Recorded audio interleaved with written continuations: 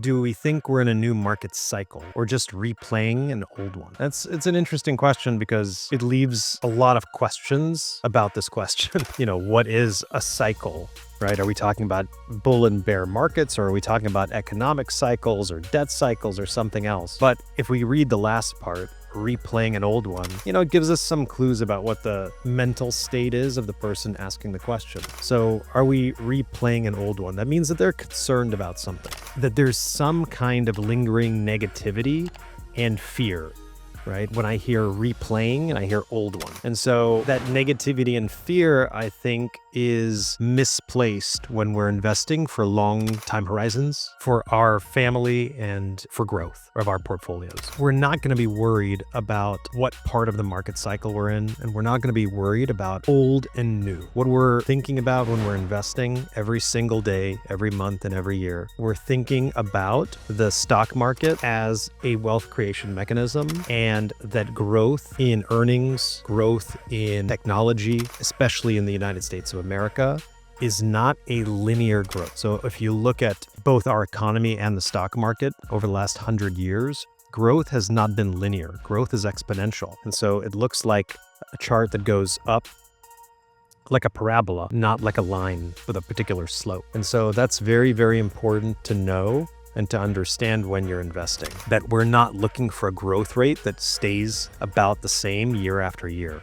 We believe that the human condition is one of innovation, and that today's innovation is going to pale in comparison to the innovations of tomorrow. And I think if we, let's go back 100 years and think about where we were with horse buggies and the transition to engines, right? And all of the developments, all the technological developments that were sadly created during world wars. And then you fast forward to the technology we're using today to link the world together and make it a much smaller place than it ever was, whether that be transportation or communication. I mean, I can't help but be bullish or very positive about the exponential possibilities of a year, 5 years, and 10 years from now. And that's without AI. And so you mix a technology like artificial intelligence into the mix, I'm not even sure what's possible, but it doesn't make me any less excited. Now, what's interesting about AI, talking about market cycles, is if we think about the dot-com boom, and we go back to 1999, the internet was tremendously exciting, similar to how AI feels right now. Did that mean that a lot of the companies that said they were online at that time, did that mean that they wouldn't disappear and that they weren't essentially charlatans selling snake oil? No, it didn't mean that at all.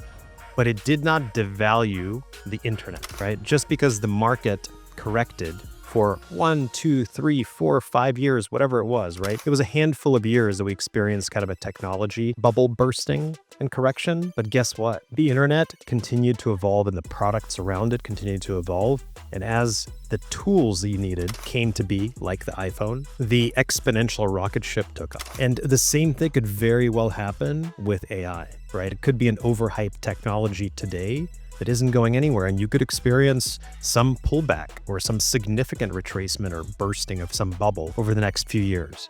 But if you're in your 20s, 30s, or 40s, it does not matter at all, right?